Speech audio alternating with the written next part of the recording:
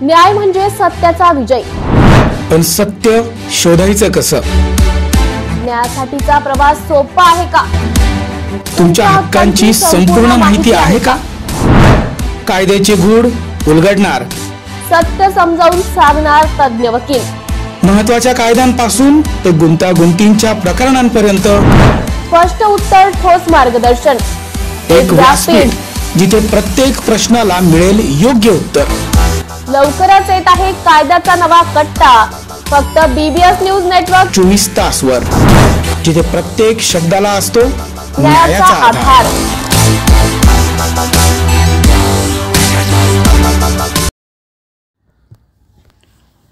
विरोधी पक्षनेते अंबादास दानवे पत्रकार परिषद।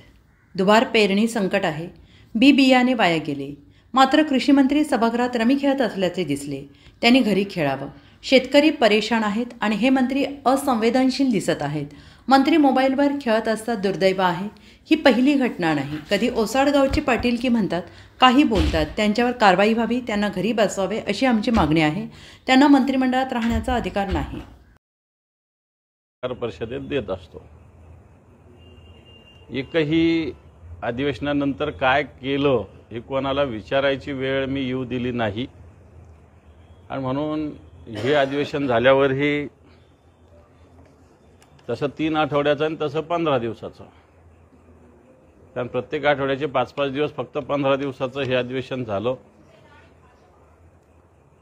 मी जे काही विधिमंडळाचे जे आयुध आहेत, डिव्हाइस आहेत, याचा पूर्ण वापर या निमित्ताने केला।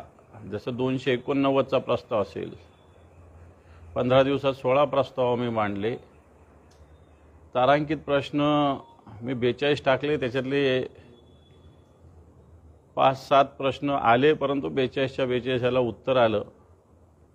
मराठवाड्याच्या विकासाच्या संदर्भात अर्धा तास चर्चा मी मांडली। संभाजीनगर शहरातील बायोमेडिकल वेस्टच्या संदर्भात चर्चा केली। धनगर विद्यार्थ्यांचं जे हॉस्टेल्स आहे त्याच्या संदर्भात चर्चा, जी संभाजीनगरात आणि जालन्यात या हॉस्टेलच्या विषयी काही प्रश्न निर्माण झाले होते त्याच्याविषयी मी चर्चा उपस्थित केली। आणि संभाजीनगरातले, मराठवाड्यातले अनेक विषय हे उपस्थित केले सरकारकडे। मग त्याच काळात जे छावणीमध्ये घटना झाली होती, अधिवेशन सुरू होत असताना चिंचडगाव इथं वैजापूरमध्ये एका महिला कीर्तनकारांची हत्या झाली होती। संभाजीनगर महापालिकेचे काही विषय असे सगळे घेऊन मला असं वाटतं या अधिवेशनात मुद्दे मांडले। आडगाव जे आहे, पॉवर ग्रीड आपल्याकडे झालेला आहे पिंपरीजवळ, इथून अजून ह्या पॉवर ग्रीडच्या जे बाधित लोक आहे यांचा प्रश्न अजूनही बऱ्याच याच्यातला शिल्लक आहे। संभाजीनगर जिल्ह्यातील धानोरा, लासू स्टेशन येथील काही भ्रष्टाचार होता, जलजीवन मिशनचे काही विषय होते। त्याचप्रमाणे ट्रान्सपोर्ट नगर जे आपल्याकडे व्हायचं आहे वाळूजला, त्याच्याविषयी, त्याचप्रमाणे जलवाहिनीच्या बाबत आणि जे BNCचं PWDचं काम आहे रस्त्याचं, त्याच्या संदर्भात सुद्धा प्रश्न उपस्थित केले। जिल्ह्यातील समाज कल्याण, बालविकास विभाग, गुन्हेगारी याविषयी सुद्धा मी प्रश्न उपस्थित केले। घरकुल जे आहे, अहिल्याबाई होळकर, पुण्यश्लोक अहिल्याबाई होळकर घरकुल, याच्याविषयी सुद्धा मी सातत्यानं मुद्दे मांडलेले आहेत।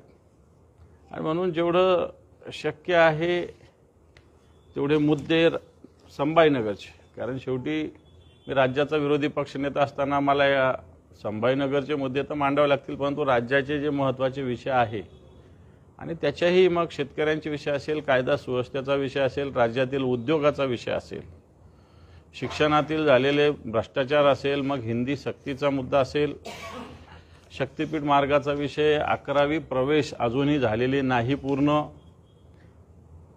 पोलीस बांधवांचे अनेक विषय या अधिवेशनात मी मांडण्याचा पूर्णपणे प्रयत्न केला। पुण्यात शिवसेना ठाकरे गटाकडून पोस्टर वॉर। शहासेना लवकरच संपणार, कारण ही मोदींच्या हुजरेगिरीवर चालते।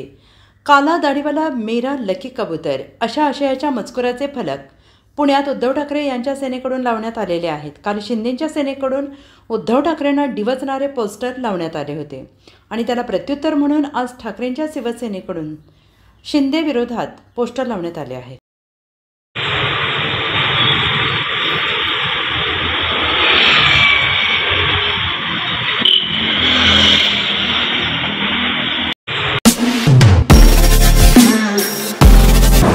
नमस्कार नाशिककर. आज आपण आहोत ललित रुंठा ग्रुप यांच्या रुंठा फ्लोरेन्झा या प्रोजेक्टला. तर हा प्रोजेक्ट आहे प्रीमियम लोकेशनला, म्हणजेच गोविंद नगर जवळ. या प्रोजेक्टमध्ये आपण 20हून अशा लक्झरियस ॲम्युनिटीज दिलेल्या आहेत, जसे की वॉकिंग ट्रॅक, मल्टीपर्पज हॉल आणि यासारख्या भरपूर अशा युनिक ॲम्युनिटीज.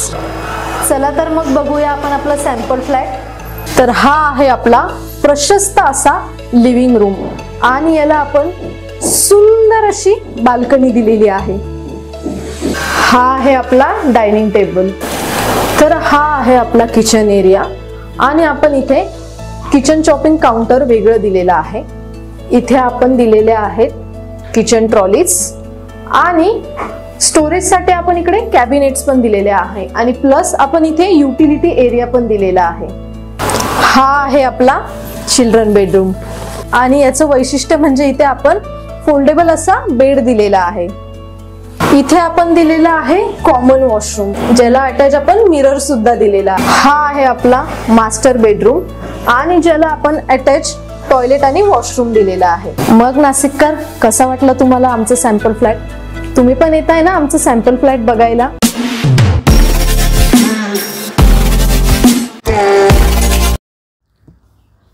कृषी मंत्री माणिकराव कोकाटे यांच्यावर बच्चू कडू यांची जोरदार टीका करतंय. आणि काल विधानसभेत त्यांनी कर्जमाफीच्या बाबतीत समिती निगडित केली. शेतकऱ्यांच्या आत्महत्या होणार नाही याच्यासाठी काय उपाययोजना करू याच्यासाठी समिती गठीत करतंय. आणि आमचे कृषी मंत्री आता ही 8वी 9वी चूक असेल, यांच्याकडून काय अपेक्षा करायच्या? म्हणजे इकडे शेतकऱ्यांना सांगायचं आहे का तुम्ही दारू पिताय म्हणून लग्नात खर्च होते म्हणून तुमच्यावर कर्ज होतं, आणि आमचा कृषी मंत्री जर रमित गुंग असन तर मग शेतकऱ्याचं भलं काय होईल? मी शाहूवाडीमध्ये आहे, प्रचंड जनावरांचा त्रास आहे, प्रचंड नुकसान आहे आणि कर्जबाजारीच्यामुळं प्रचंड आम्ही पाहतोय का पुरा शेतकरी संकटात आलेला आहे. अशा वेळेस अधिक जास्त टेक्निकली गोष्टी न करता सरळ सरळ कर्जमाफी करून मग उपाययोजना करा ना. आता पहिले गरज आहे तो सलाईनवर लागला आहे, आयसीयूमध्ये आहे.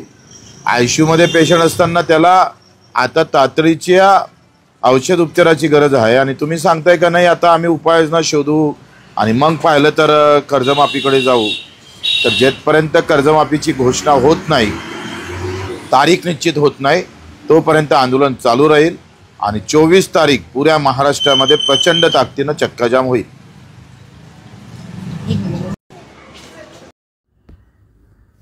राज्य शासनाने दिव्यांगांच्या मानधनात 1000 रुपयांची वाढ केली. नांदेडमध्ये आनंदोत्सव साजरा. राज्यातील दिव्यांग बांधवांच्या मागण्यांसाठी संघर्ष करणाऱ्या सकल दिव्यांग संघटना महाराष्ट्र राज्य यांना मोठं यश मिळालंय. राज्य शासनाने संजय गांधी निराधार योजनेअंतर्गत दिल्या जाणाऱ्या मानधनात 1000 रुपयांची वाढ केली आहे. त्यानंतर नांदेडमध्ये संघटनेच्या वतीनं डॉक्टर बाबासाहेब आंबेडकर आणि छत्रपती शिवाजी महाराज यांच्या पुतळ्याजवळ फटाके फोडून पेढे वाटून आनंदोत्सव साजरा करण्यात आला. दिव्यांगांना आधार मिळावा, त्यांचे जीवनमान उंचावावे, रोजगार आणि उद्योग संधी निर्माण व्हाव्यात, यासाठी सकल दिव्यांग संघटनेच्या वतीनं राज्यभरात आंदोलन, मोर्चे, निवेदन सत्रांचे आयोजन करण्यात आले. यामध्ये जिल्हाधिकारी कार्यालय, माजी मुख्यमंत्री, आमदार, खासदार, दिव्यांग मंत्री यांच्या निवासस्थानी देखील मोर्चे काढण्यात आले.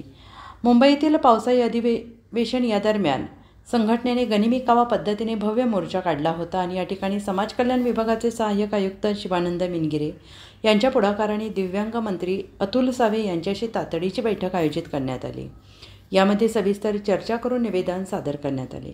सरकारच्या या निर्णयाचे स्वागत करण्यासाठी नांदेड शहरातील डॉक्टर बाबासाहेब आंबेडकर आणि छत्रपती शिवाजी महाराज यांच्या पुतळ्याजवळ फटाके फोडून पेढे वाटून राज्य शासनाचे आभार मानण्यात आले. दिव्यांग बांधव आणि भगिनींनी मोठ्या संख्येने या कार्यक्रमात सहभाग घेतला.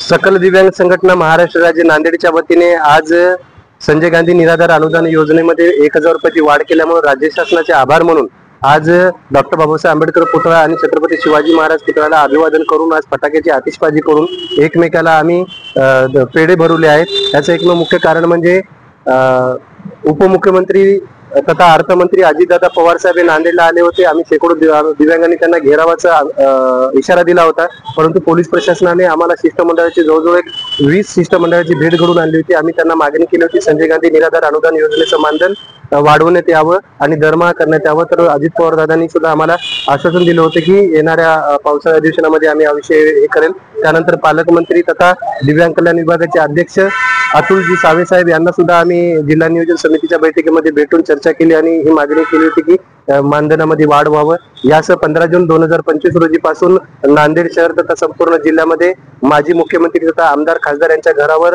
अर्धनग्न अवस्थेत भीक मागू आंदोलन करून आम्ही त्यांचे लक्ष वेधलं आणि आमच्या मागण्या या शासन दरबारी त्यांनी मांडाव्या, अधिवेशनात प्रश्न उपस्थित करावे म्हणून आम्ही एक हे केलं होतं। त्याच अनुषंगाने माननीय अतुलजी सावे साहेबांनी परवाच्याच दिवशी अधिवेशनामध्ये अशी घोषणा केली की संजय गांधी निराधार अनुदान योजनेतल्या मानधनामध्ये दिव्यांगासाठी 1000 रुपयाची त्यांनी वाढ केली। यामुळे आम्ही सकल दिव्यांग संघटना महाराष्ट्र राज्य नांदेडच्या वतीने राज्य शासनाचे दोन्ही उपमुख्यमंत्री तसेच मुख्यमंत्री देवेंद्र फडणवीस साहेब आणि पालकमंत्री नांदेड जिल्ह्याचे आणि दिव्यांग कल्याण विभागाचे अध्यक्ष अतुलजी सावे साहेब यांचा आम्ही सकल दिव्यांग संघटना महाराष्ट्र राज्य नांदेडच्या वतीने आभार मानतो। नाशिककरांसाठी जाहीर आवाहन। पावसाळ्यात अतिसार, गॅस्ट्रो, कॉलरा यांसारखे दूषित पाण्यामुळे होणारे आजार होऊ नयेत म्हणून उघड्यावरील अन्न पदार्थ व कापलेली फळे खाऊ नका। पिण्याचे पाणी गाळून 10 मिनिटे उकळून प्या। जेवणापूर्वी व बाळास भरवण्यापूर्वी हात स्वच्छ धुवा। ताक, शहाळ्याचे पाणी, डाळीचे पाणी भरपूर प्रमाणात प्या आणि ताज्या अन्न पदार्थांचे सेवन करा। रोगाची लागण झाल्यास त्वरित डॉक्टरांचा सल्ला घ्या। स्वच्छता पाळा, रोग टाळा। सार्वजनिक आरोग्य विभाग मनपा नाशिक द्वारे जनहितार्थ प्रसारित। नाशिककरांसाठी जाहीर आवाहन। पावसाळ्यात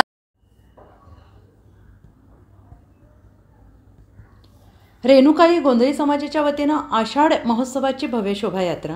गोंधळी समाज देवीच्या उपासनेत आषाढ महोत्सवाचं आयोजन करतो। यात गोंधळ पोवाडे, पारंपरिक गाण्यांच्या माध्यमातून देवीची आराधना केली जाते। हा उत्सव समाजात जनजागृतीचे आणि मनोरंजनाचे काम करतो। आषाढ महिना हा देवीचा मानला जातो आणि या महिन्यात गोंधळी समाज विविध धार्मिक कार्यक्रमांचे आयोजन करतो। गोंधळ घालणे हे गोंधळी समाजाचे मुख्य काम आहे। रेणुका माता तुळजाभवानी देवीला ते आपले आराध्य दैवत मानतात आणि गोंधळ घालून तिची आराधना करतात। आषाढ महिन्यात गोंधळी समाज संबळ आणि तुंतुणे घेऊन घराघरात जाऊन आषाढ मागतात। ही एक परंपरा आहे जी पूर्वापार चालत आलेली आहे। गोंधळी समाजातील लोककला, पोवाडे आणि पारंपरिक गाण्यांच्या माध्यमातून समाजाला एकत्र आणण्याचे काम करतात। गोंधळी समाज आषाढी महोत्सवात छोटी मोठी सेवा सादर करून आपली कला लोकांपर्यंत पोहोचवतात। छत्रपती संभाजीनगर येथील रेणुराई गोंधळी समाजातर्फे आषाढ महोत्सव दरवर्षी साजरा केला जातो आणि या महोत्सवामध्ये समाजातील पुरुष आणि महिला मोठ्या प्रमाणात सहभागी होतात। मराठा समाज मंदिर येथून मिरवणुकीला सुरुवात होऊन N11 येथील देवीच्या मंदिरात याची समाप्ती झाली।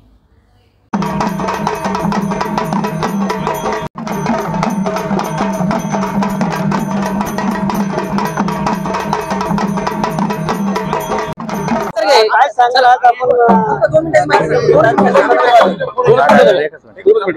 सांगा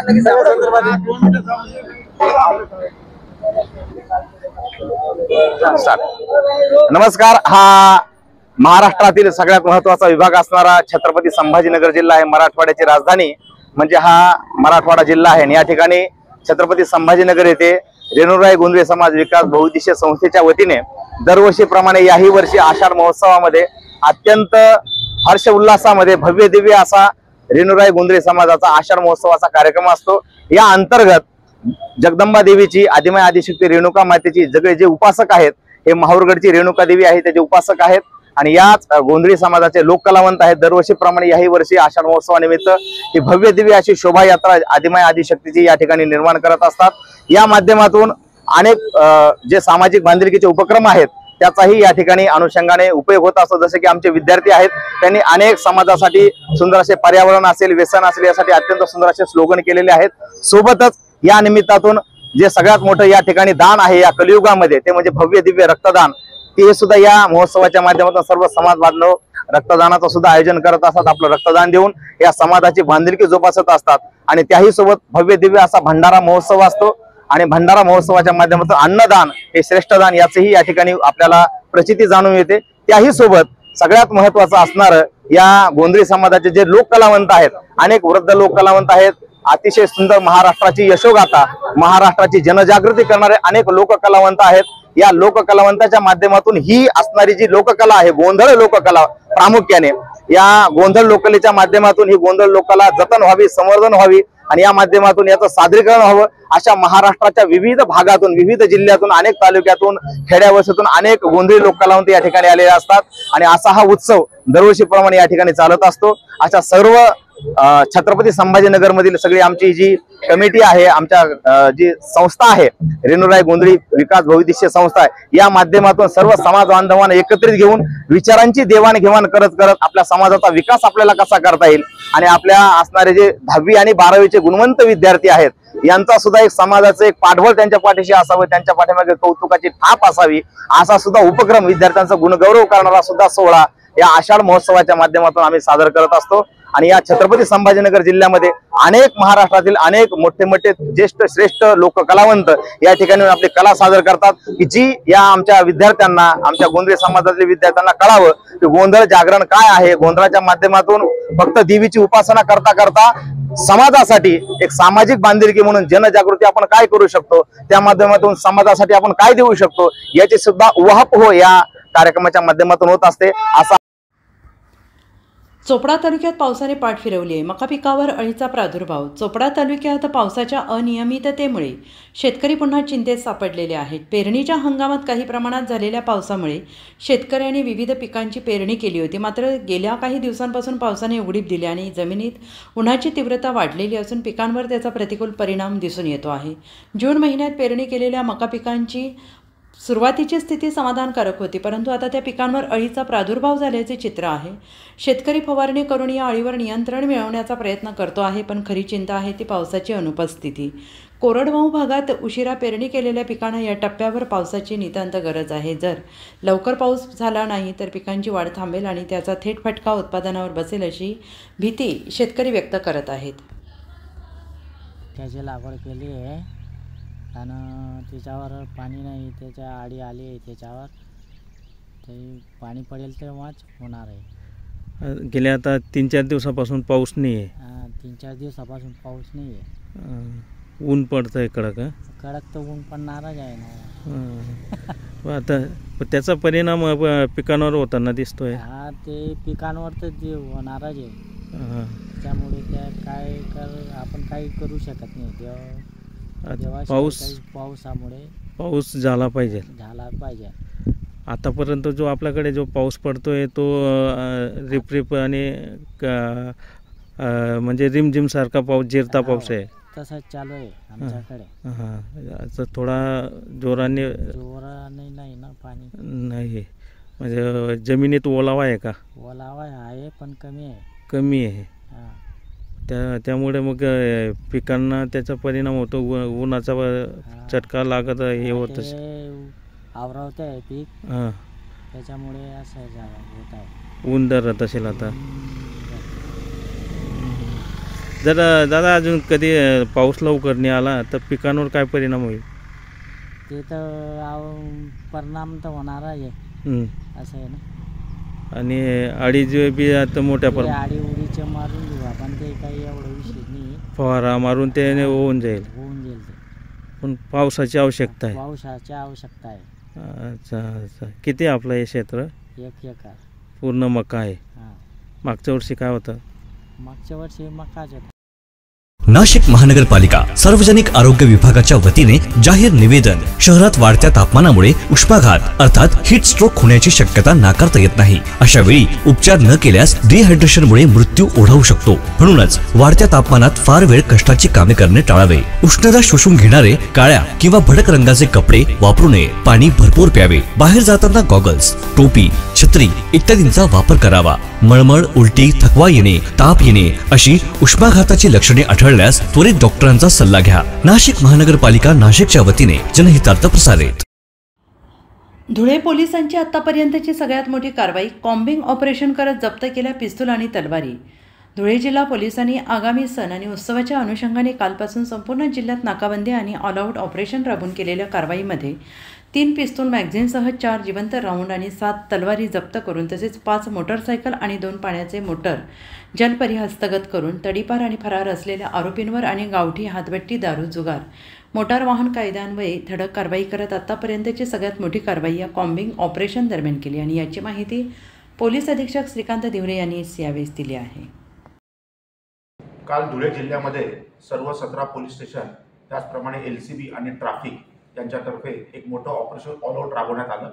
त्याच्यामध्ये पहाटे 4 वाजेपासून आपण मोठ्या प्रमाणात कारवाईला सुरुवात केली आणि एकूण आपण त्याच्यामध्ये 3 पिस्टल, 4 राऊंड्स, 7 तलवारी, हातभट्टीच्या आपण एकूण 63 केसेस केलेल्या आहेत. त्याच्यामध्ये 67 आरोपी आपण केलेले आहेत. देशी व विदेशीच्या एकूण 7 केसेस केलेल्या आहेत. एकूण जुगाराच्या 40 केसेस आपण काल संपूर्ण धुळे जिल्ह्यात केलेल्या आहेत. जे पाहिजे असलेले आरोपी होते ते पण आपण 5 पकडण्यामध्ये आपण यशस्वी झालेलो आहोत. एक तडीपार जो केला होता त्याच्यावर देखील आपण त्याला पकडून 142 ची कारवाई केलेली आहे. मोटर वाहनाच्या एकूण 300 केसेस आपण काल केलेल्या आहेत. दारू पिऊन वाहन चालवणे, ड्रंक अँड ड्राईव्हच्या आपण 7 केसेस काल केलेल्या आहेत. सार्वजनिक ठिकाणी गांजा सेवन करण्याच्या आपण एकूण 2 केसेस केलेल्या आहेत. मद्य सेवनाच्या, सार्वजनिक ठिकाणी मद्य सेवन करण्याच्या आपण 14 लोकांना याच्यामध्ये पकडलेलं आहे. पान टपरीच्या देखील आपण 4 केसेस याच्यामध्ये केलेल्या आहेत. एकूण 28 वॉरंट आपण माननीय कोर्टामार्फत जे येतात ते आपण तामील केलेले आहेत. 21 गुन्हेगार व हिस्ट्री शीटर्स आपण त्याच्यामध्ये चेक केलेले आहेत. 102 धाबे, लॉजेस आणि हॉटेल्स हे देखील आपण काल चेक केले होते आणि संपूर्ण दिवसभरात आपण एकूण 24 ठिकाणी नाकाबंदी केलेली होती. याप्रमाणे अतिशय मोठी कारवाई आपण ऑपरेशन ऑल आउट तर्फे केलेली आहे. खासदार सुनील तटकरे यांची पत्रकार परिषद.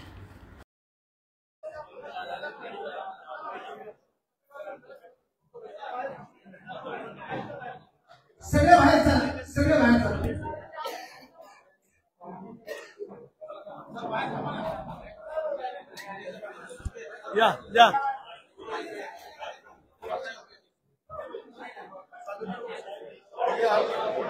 या ठिकाणी आज राष्ट्रवादी काँग्रेस पार्टीचे प्रदेशाचे अध्यक्ष आदरणीय सुनील तटकरे साहेब आणि महिला आघाडीच्या प्रदेशाच्या अध्यक्षा रुपालीताई चाकणकर या स्थानिक स्वराज्य संस्थेच्या निवडणुकीच्या अनुषंगाने संवाद दौऱ्याच्या निमित्तानं जिल्ह्यामध्ये या ठिकाणी दाखल झालेले आहेत. त्या निमित्तानं हा मेळावा संपन्न झाल्यानंतर इथं आज सर्व जिल्ह्यातील वेगवेगळ्या वर्तमानपत्राचे प्रतिनिधी, वृत्तवाहिन्याचे प्रतिनिधी यांच्याशी संवाद साधण्याचा या पत्रकार परिषदेच्या माध्यमातून इथं केला जातोय. तरी मी सर्व पत्रकार बांधवांचं या ठिकाणी राष्ट्रवादी काँग्रेस पार्टी जिल्ह्याच्या वतीनं मनपूर्वक असं स्वागत करतो आणि आदरणीय तटकरे साहेबांना विनंती करतो.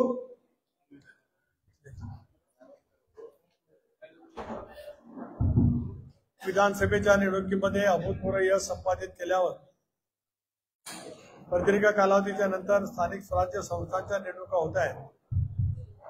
या पार्श्वभूमीवरती निर्धार नवपर्वाचा हे ब्रीदवाक्य घेत मी आणि माझे राज्यपातळीवरती सर्व पदाधिकारी उत्तर महाराष्ट्र, मराठवाडा असा दौरा करत आज बीडच्या दौऱ्यावरती या ठिकाणी आलो.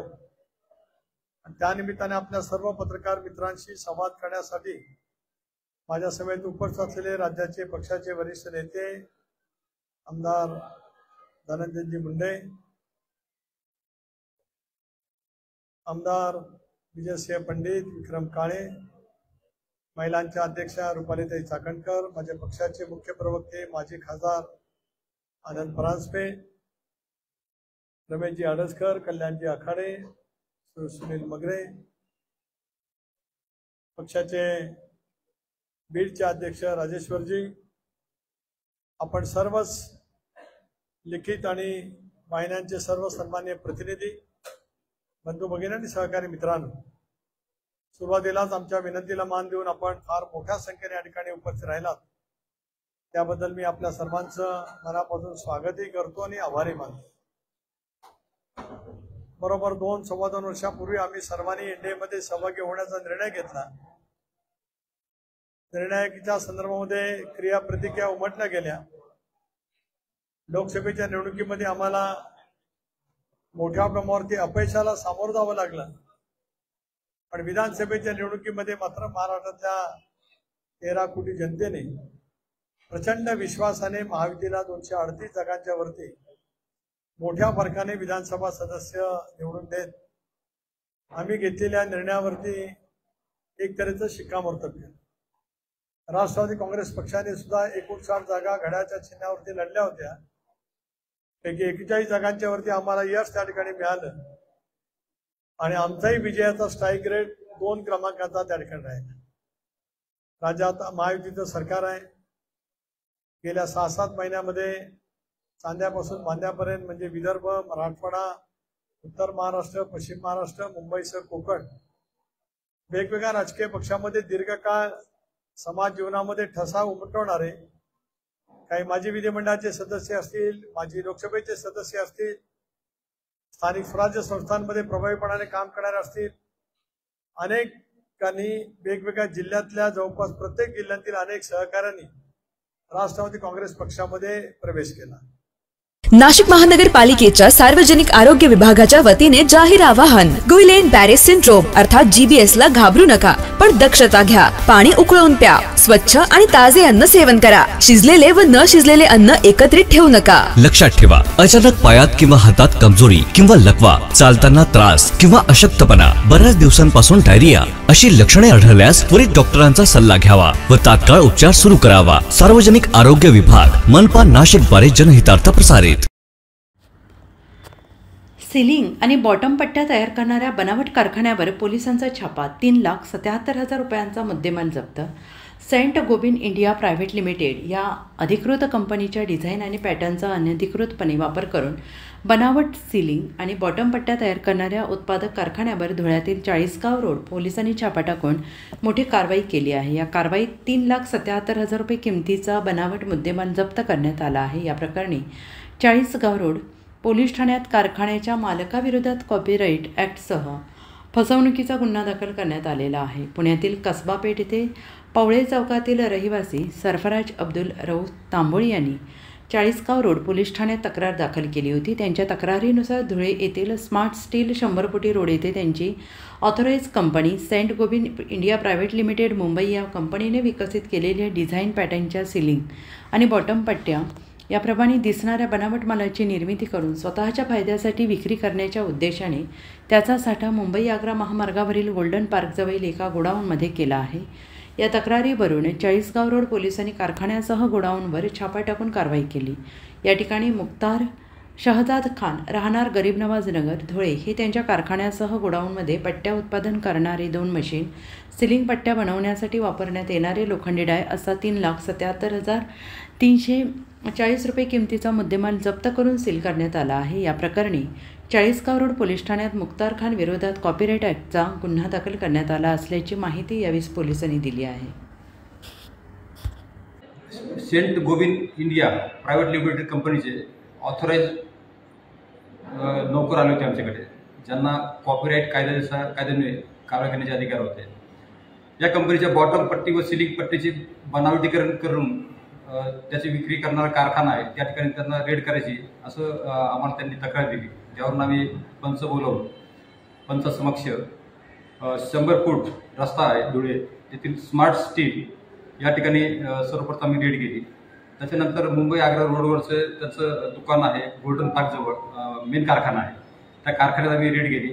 या दोन्ही ठिकाणी आम्ही सुमारे 4 लाख रुपयाचे या पट्ट्या आम्ही सीज केलेल्या आहेत आणि त्यांचं जो बनावट पट्ट्या बनवण्याचं जे मशीन होती अशा 2 मशीन आम्ही सीज केलेली आहे. यामध्ये जो मालक आहे मुख्तार खान शहजाद खान याला मी ताब्यात घेतलेला आहे आणि त्यांच्या विरुद्ध कॉपीराईट कायदा आणि BNS 318(4) याप्रमाणे आम्ही गुन्हा नोंद केलेला आहे. सदरची कारवाई ही आमच्या धुळे जिल्ह्याचे माननीय SP श्री दिवरे सर, माननीय additional SP Ajay Deore sir आणि आमचे DYSP उपवासाचं यांच्या मार्गदर्शनाखाली 40 गाव पोलिसांनी ही कारवाई केलेली आहे. मालेगाव जन्मदाखला घोटाळा प्रकरण, नायब तहसीलदार आणि त्यांच्या पत्नीच्या अडचणीत वाढ. बहुचर्चित नाशिकच्या मालेगावातील जन्मदाखला घोटाळा प्रकरणी अटकेत असलेले नायब तहसीलदार संदीप धारणकर आणि त्यांच्या पत्नी दीपाली धारणकर यांच्या पोलीस कोठडीमध्ये न्यायालयाने सोमवारपर्यंत वाढ केली आहे.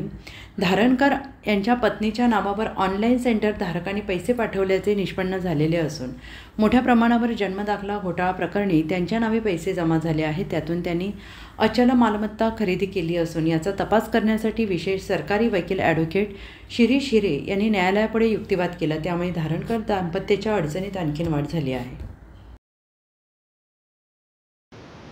नायब तहसीलदार धारणकर यांना कोर्टात हजर केले होते. बऱ्याच नगरपालिका देखील काय छावणी पोलीस स्टेशन यांच्याकडे जे 2 CR दाखल आहेत 51 आणि 40/2025 सालातले, यापैकी 51 CR मध्ये पूर्वी धारणकर आणि त्यांच्या पत्नी यांना अटक करण्यात आलेली होती. तपासाच्या ओघात असं देखील लक्षात आलं की CR नंबर 40 जो आहे त्या 40 मध्ये या दोघा पती पत्नींचा सहभाग आहे आणि त्यांच्या खात्यात मोठ्या प्रमाणात अवैधरित्या पैसे जमलेले आहेत आणि ते पैसे याच गुन्ह्यातील इतर जे आरोपी आहेत ज्यांना एजंट्स म्हटलं गेलं आहे, जे इथल्या कॉम्प्युटर सेंटर्सचे चालक आहेत, अशांच्या माध्यमातून मोठ्या प्रमाणात खात्यात पैसा हस्तांतरित झालेला आहे आणि हा हस्तांतरित झालेला पैसा त्यांनी अचल अशा संपत्तीत गुंतवलेला होता.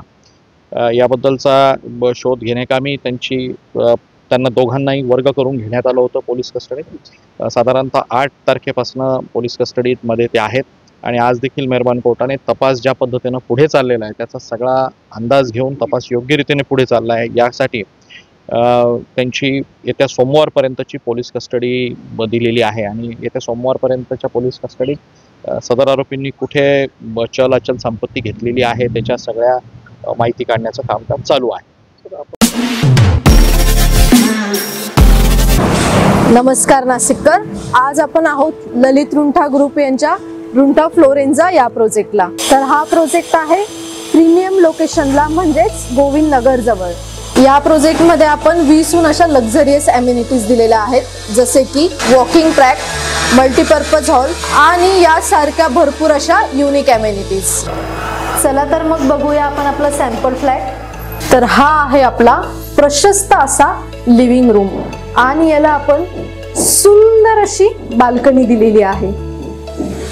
हा आहे आपला डायनिंग टेबल.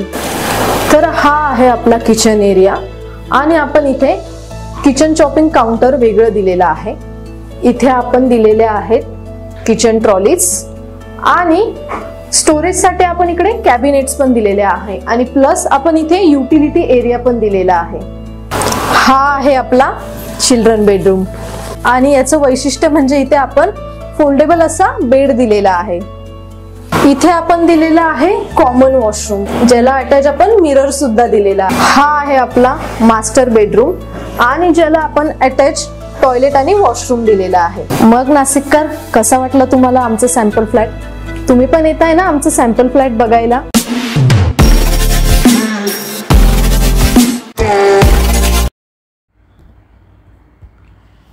यूट्यूबवर जाहिरात आली होती ती स्किप केली. व्हायरल झालेल्या व्हिडिओवर मंत्री माणिकराव कोकाटे यांचं स्पष्टीकरण. मी रम्मी खेळत नव्हतो. यूट्यूब उघडत असताना रम्मीची ॲड आली, ती स्किप केली. विरोधकांना कशावरही राजकारण सुचतं. मी रम्मी खेळतच नव्हतो, व्हिडिओ स्किप करत होतो. विरोधकांना टीका करणे हा एकच पर्याय उरलेला आहे. संजय राऊत यांनी काय दावा केला हे त्यांनाच माहीत.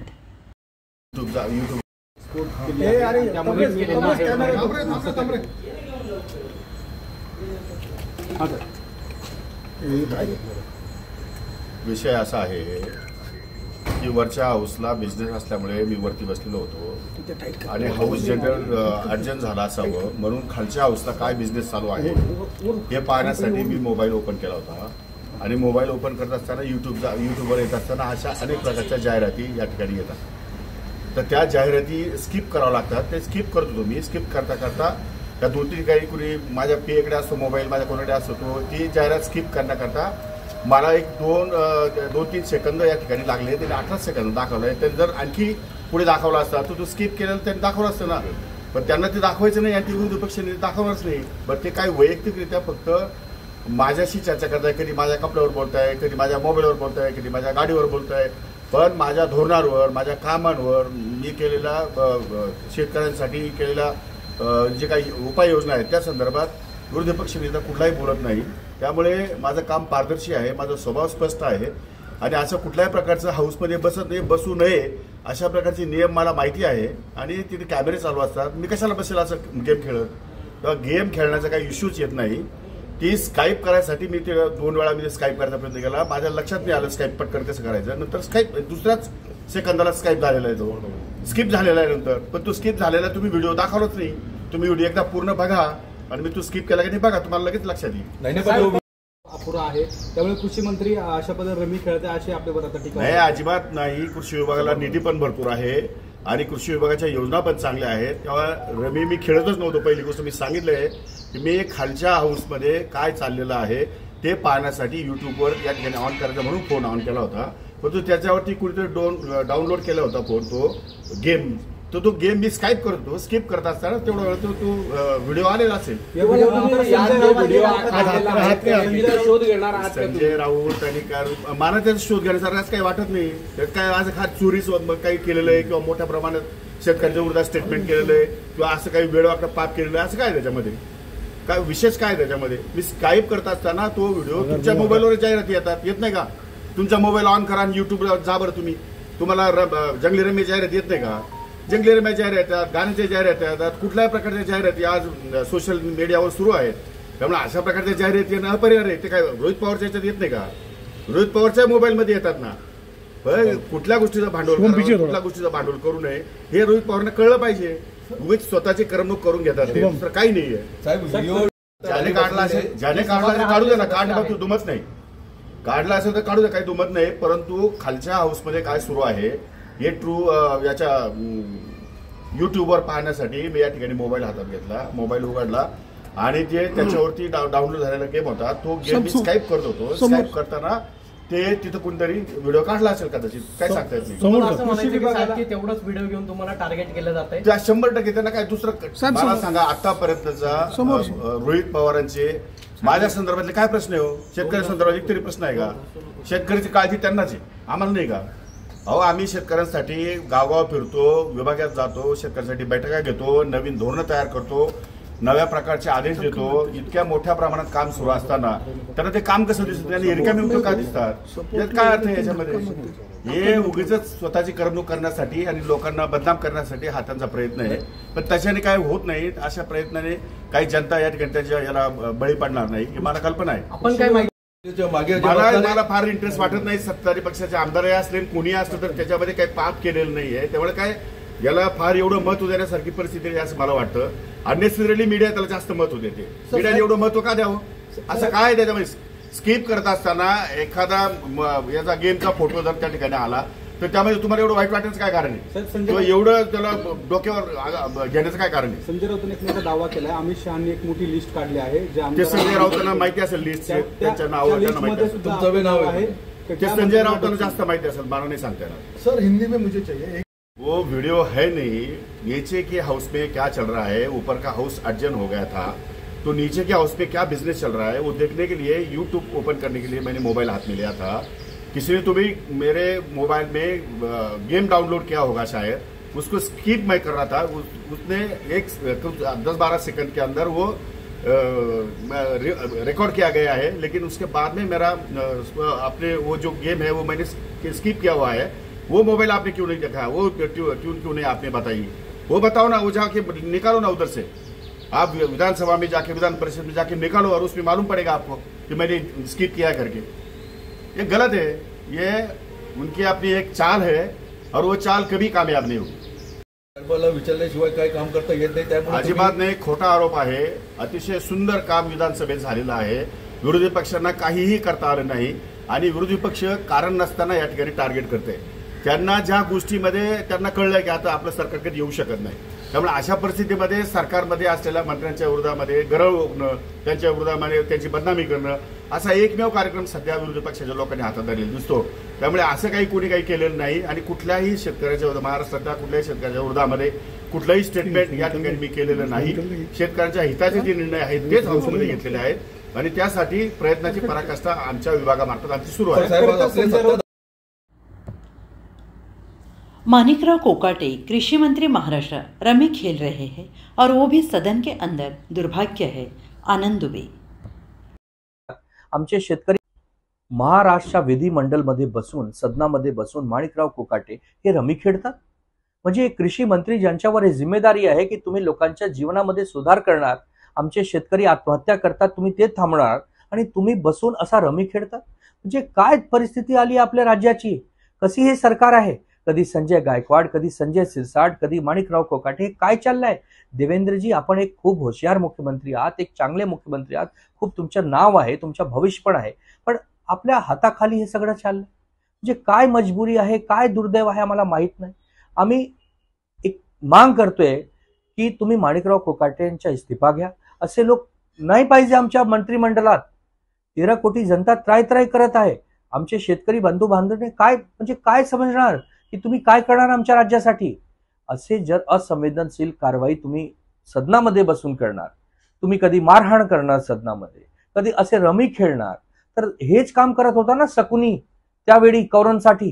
तर म्हणजे काय समजायच्या की काय चाललं आपल्या राज्यात. माणिकराव कोकाटेचा इस्तीफा झाला पाहिजे म्हणजे झाला पाहिजे. कितना दुर्भाग्य है कि महाराष्ट्र के विधान भवन के अंदर बैठकर महाराष्ट्र के कृषि मंत्री माणिकराव कोकाटे रमी खेल रहे हैं, वो भी मोबाइल पर. बताइए ये क्या चाहते हैं, ये कैसा महाराष्ट्र बनाना चाहते हैं. जिन माणिकराव कोकाटे पर जिम्मेदारी है कि आप किसानों की आत्महत्या रुकवाइए, किसानों की आय दुगनी कराइए, किसानों के लिए बात कीजिए, उनके जीवन में बदलाव कैसा है उस पर बात कीजिए. और आप क्या खेल रहे हैं, जुआ खेल रहे हैं. यही तो शकुनी किया करता था ना कौरवों के लिए. यही सब जुआ खेलना, बेकार काम करना, ये हम आपसे उम्मीद करने लाए थे. आपको यही प्रचंड बहुमत की सरकार देखना चाहते थे. देवेंद्र जी, हम माणिकराव कोकाटे के इस्तीफे की मांग करते हैं. ऐसे असंवेदनशील व्यक्ति को मंत्री नहीं होना चाहिए, वो भी इतने महत्वपूर्ण विभाग का, जहां हमारे किसान एक तरफ आत्महत्या कर लेते हैं, उनके पास पैसे नहीं, उनके कर्ज माफ नहीं होते, उनके जीवन में बदलाव नहीं आता, अपने बच्चों के शादी ब्याह नहीं करवा पाते, अपने जीवन में कोई खुशियां नहीं ला पाते. दूसरी तरफ मंत्री महोदय बैठकर जुआ खेल रहे हैं, रमी खेल रहे हैं. ये कितना दुर्भाग्यपूर्ण है. और इसके बाद भी अगर हम बात कहें तो आप हमारी बात नहीं सुनते सरकार में बैठकर. कभी संजय गायकवाड़, कभी संजय सिरसाट, कभी माणिकराव कोकाटे. ये कैसी मजबूरी है भाजपा आपकी. आप तो इतने ज्यादा संख्या में चुनकर आए हैं, क्या मजबूरी है कि एकनाथ शिंदे और अजित पवार के लोग आपको परेशानियों में डालते जा रहे हैं और आप उसके बाद भी कोई कार्रवाई नहीं कर रहे हैं. हम मांग करेंगे आदरणीय देवेंद्र जी, आप माणिकराव कोकाटे पर तत्काल कार्रवाई कीजिए, अन्यथा पूरा महाराष्ट्र यही समझेगा कि इसके पीछे आप हैं. आप चाहते हैं कि ये सब होता रहे. हम आपसे बहुत उम्मीद करते हैं, आप बहुत अच्छा काम करते हैं. एक मुख्यमंत्री होने के नाते हम आपका बहुत सम्मान भी करते हैं, लेकिन ये जो दृश्य है दुर्भाग्यपूर्ण है.